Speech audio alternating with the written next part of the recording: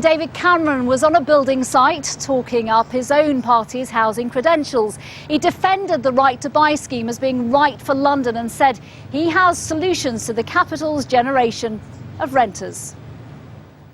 We're doing stories in London about 20-somethings who are living in flat shares where there's no communal area, no lounges because it's another bedroom.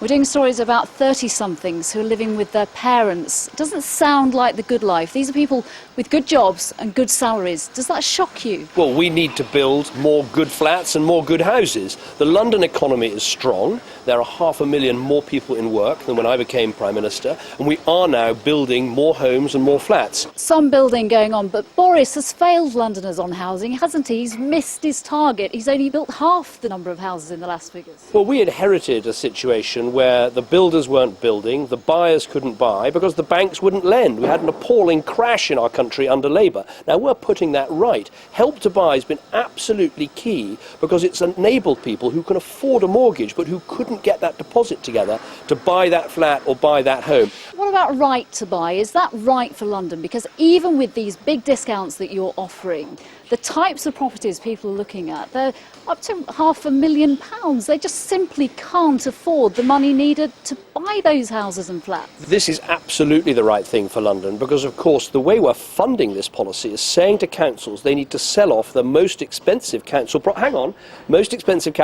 council properties as they become vacant. Some of these are worth £1 million, so you sell one house and you could build, 5, 6, 7 new houses. But the housing association resident cannot afford the rest of the money needed once the discount has been applied to buy the home that they're living in. Well, in many cases they can, not least because that housing association resident... In London, when we're talking about price tags of £500,000. Well, let me finish the point.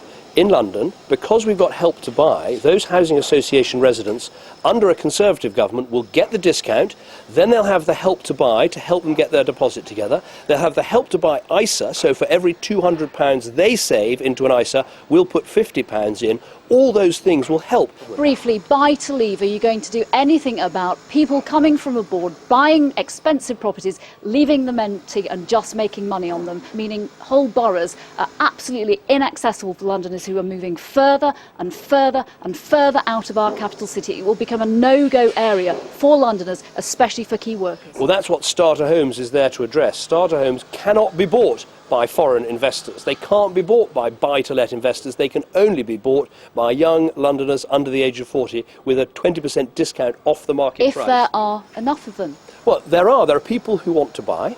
There are people in London who have good salaries and good jobs. The problem has been affording the deposit, and that's why Help to Buy and the Help to Buy ISA and, incidentally, the cut in stamp duty on properties below £1 million makes a real difference to Londoners.